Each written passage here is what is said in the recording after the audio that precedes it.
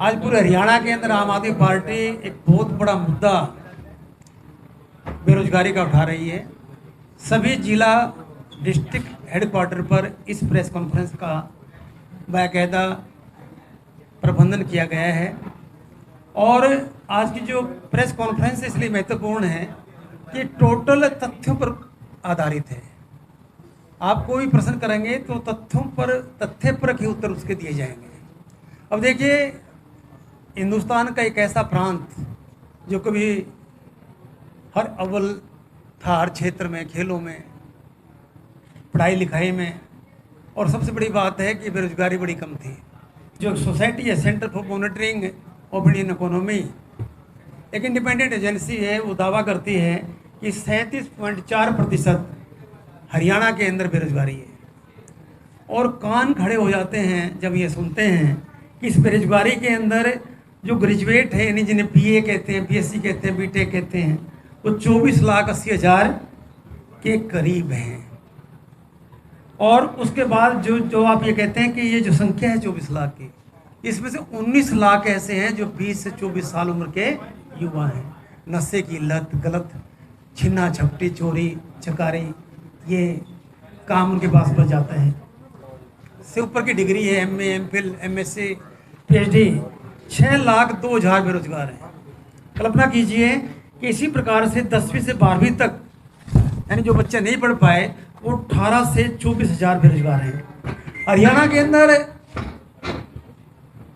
विडंबना तब पैदा होती है जब पता लगता है कि 2 लाख पद खाली हैं, 2 लाख। और हरियाणा में हर साल 5-5.5 हजार कर्मचारी रिटायर हो जाते हैं। और वर्क लोड के हिसाब से हरियाणा के अंदर जो कर्मचारी चाहिए 3,38,921 एग्जैक्ट फिगर है एजेंसी का। और हरियाणा के अंदर जनसंख्या के हिसाब से हमें डॉक्टर चाहिए 10,000, और कितने हैं? 4,000। 6,000 पद डॉक्टरों के खाली हैं। और एमडी की स्थिति आप देखेंगे, 241 एमडी चाहिए, और कितने हैं? केवल 50, और उसमें से 191 की हमें जरूरत है।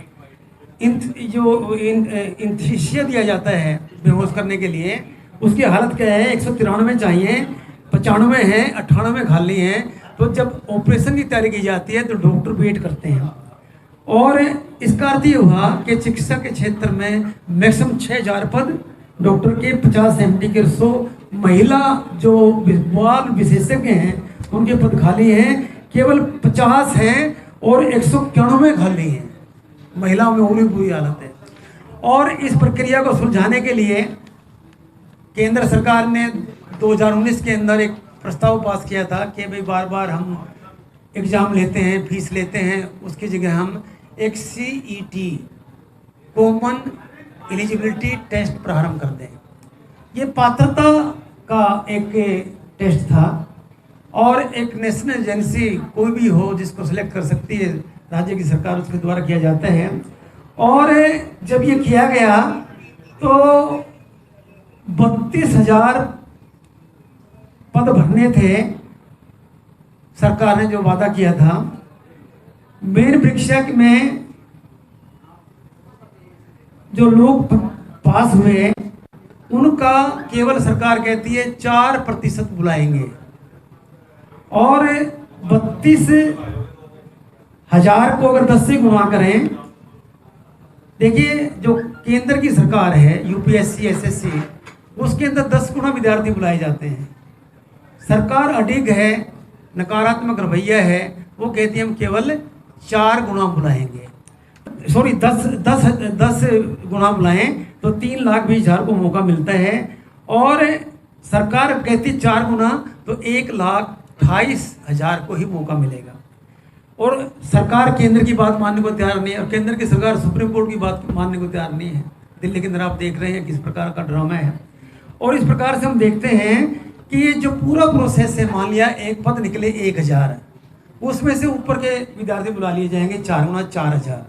तो नीचे के जो विद्यार्थी हैं जिन्होंने परीक्षा को पास किया है, वो सारे के सारे रह जाएंगे। और ये जो क्राइटेरिया पात्रता का, इन्होंने इसको मेरी परीक्षा देने के लिए एक कंडीशन लगा दी कि 4% से ज़्यादा नहीं बुलाएंगे हम। तो युवाओं के अंदर क्रोध है, और पूरा जो वर्ग है, युवा वर्ग, नशे की लत में और गत में जा चुका है।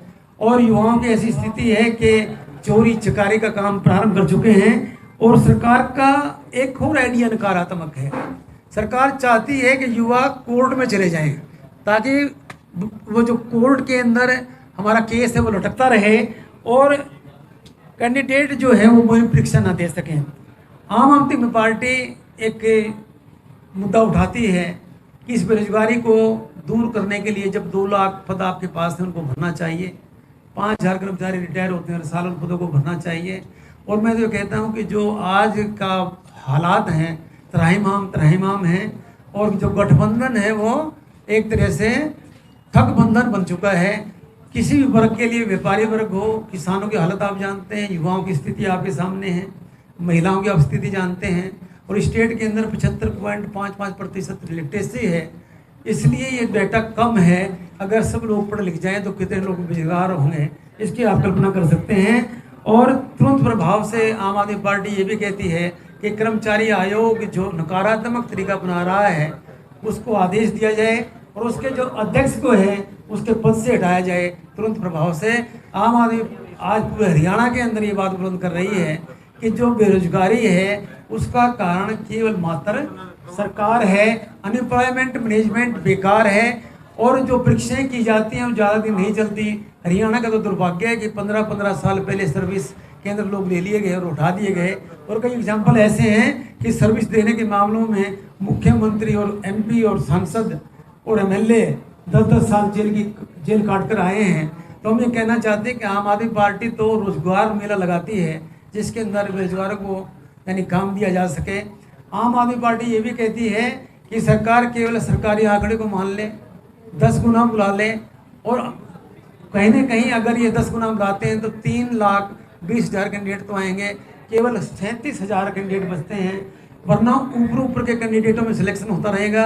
और एक सबसे बड़ी बात, ये परीक्षा केवल 2 साल तक मान्य है, उसके बाद इसकी मान्यता खत्म हो जाती है। बेरोजगारी का मुख्य कारण ये है कि सरकार की नीतियां, जब सरकार को ये लगता है कि हमारी सरकार धर्म और जाति के नाम पे आती है तो उनको फिर रोजगारों को रोजगार देने की, बेरोजगारों को रोजगार देने की जरूरत वो समझते हैं। मुख्यमंत्री के जनसंवाद कार्यक्रम को आप कैसे देखते हैं? जी, ये कल को हम 28 तारीख को DC साहब को ज्ञापन देंगे और परसों को 29 तारीख को हम जो हमारा जोन है वो उनका अम्बाला में प्रदर्शन होगा, लगभग पूरे हरियाणा में ही। ये मुद्दा तो यही है, बेरोजगारी को लेके जो खट्टर साहब है पारदर्शिता नहीं ला रहे हैं, खट्टर साहब श्वेत पत्र जारी नहीं कर रहे हैं। इन सारी जितने और भी मुद्दे हैं जो हमारे रोजगार को लेकर हैं, हजारों मुद्दे हैं। जब एक मुद्दे को लेके जाते हैं तो मुद्दों पे सभी भी बात होती है। हम सरकार की नीतियां जो है सारी जनता के सामने लाना चाहते हैं। और जो पहले माननीय मुख्य भूपेंद्र सिंह हुड्डा जी पहले जिनको 10 साल लोगों ने सिर का ताज बनाया, वो 9 साल तक जो है अपने केसों से डरते हुए विपक्ष की भूमिका निभाई और वो डरते रहे। जबकि 31-32 MLA होने के बाद तो उनको सड़कों पे किसी भी सत्ताधारी पार्टी को मनमानी करने नहीं देनी चाहिए थी। इसी कारण है कि खट्टर साहब की गलत नीतियों में उनको यहाँ पे 3.5 लाख हमारे हरियाणा में उन्होंने कर्जा दिया है, 3.5 लाख करोड़। बलविंदर जी, आपने आंकड़े तो गिनवा दिए हरियाणा की बेरोजगारी के, क्या दिल्ली के भी आंकड़े हैं आपके पास? ऐसे है जी, दिल्ली में सबको पता है, दिल्ली में अगर हम काम नहीं कर रहे, रोजगार नहीं दे रहे तो हमारे मोदी साहब को डर किस चीज का है? आप उनको क्या करना चाहिए था जब सुप्रीम कोर्ट ने आदेश दे दिया कि आप जो है जो जनता, सरकार का मतलब होता है जनता, दिल्ली के काम जनता करेगी, मतलब जनता के चुने हुए नुमाइंदे काम करेंगे, वही हर चीज जगह पे होता है। तो जब इन्होंने देखा कि इनको अपना केजरीवाल जी को पूरी पावर मिल गई है दिल्ली में काम करने के, जो बिना पावर के इतना विकास कर रहे हैं, जो 3 बार सरकार लाने में कामयाब हो गए हैं, अगर इनको अधिकारियों को बदलने की पावर मिल गई, इनको तो काम करवाना आता है, ये काम करवाएंगे, इसीलिए तो वो डर गए, तभी तो अध्यादेश लेके आए हैं। अगर केजरीवाल जी काम ना करते, उनको पता होता तो कहते जी ठीक है जी केजरीवाल जी अब तो आपको पावरें मिली है, आप काम करके दिखाओ, तो इसलिए उन्होंने अध्यादेश लाया। दिल्ली में मुख्यमंत्री वार्ड प्रति वार्ड जनसंवाद कर रहे हैं, आपके वार्ड में कब पहुंचने वाले? ऐसे अभी कौन से वार्ड में आए हैं, एक ये बताएं वार्ड कौन से में आए हैं। और अमित शाह जी आते हैं, आम आदमी पार्टी के टोटल कार्यकर्ताओं को जेल में डाल के तब आते हैं। खट्टर साहब आते हैं, उनको बाहर पुलिस फोर्स कर देते हैं। उनको जनसंवाद किस चीज का है, उनका तो आदेश होता है, जनसंवाद तो होता ही नहीं। आप लोग दिल्ली में काम करने नहीं दिया जा रहा, फिर भी धक्के से हम काम कर रहे हैं। लेकिन दिल्ली हमारा सबसे अव्वल है। आज की डेट में दिल्ली ही एक ऐसा स्टेट है जिसमें एक पैसे भी कर्जा नहीं है। दिल्ली ही एक स्टेट है जिसके ऊपर सेंटर की सरकार थी, नीचे नगर निगम की सरकार थी, फिर भी काम किया। और अगर लगता है कि केजरीवाल जी के होते हुए वहां पे अच्छा सामान नहीं मिल रहा, तो सरकार जो जनता है उन्होंने देखा कि नगर निगम में बीजेपी की सरकार है, 3 प्लान से स्टेट में आम आदमी पार्टी की सरकार है, तो उन्होंने चुना और देखा कि दोनों में से बेहतर और ईमानदारी से काम कर रहा है कौन कर रहा है। उन्होंने यहाँ पे नगर निगम की सरकार को बदल के वहां भी आम आदमी पार्टी की सरकार ले आए, क्योंकि जनता को पता था कि ये बेहतर काम कर रही है। बलविंदर जी, नशा मुक्ति पर अभियान छेड़ा हुआ है, लेकिन सरकार नशा मुक्ति अभियान की बजाय अगर उन फैक्ट्रियों को क्यों नहीं बंद करती, इस पर आप क्या कहेंगे? ऐसे अभियान भी कहाँ छेड़ा है, अभियान के बारे में अब प्रचार कर रहे हैं। और अब प्रचार करने की बजाय इनको 9 साल पहले से ये काम किया होता तो आज नशा खत्म हो जाता।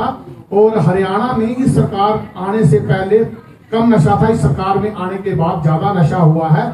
और सरकार अब लेट हो चुकी है, अब उनको अपना बोरी बिस्तरा बांध के जाने की तैयारी करनी चाहिए। बलविंदर जी, एक तरफ तो नशे पर अभियान चलाने की कोशिश सरकार कर रही है, दूसरी ओर जो स्कूलों की हालत है वो खराब और ठेके लगातार लग्जरी होते जा रहे हैं।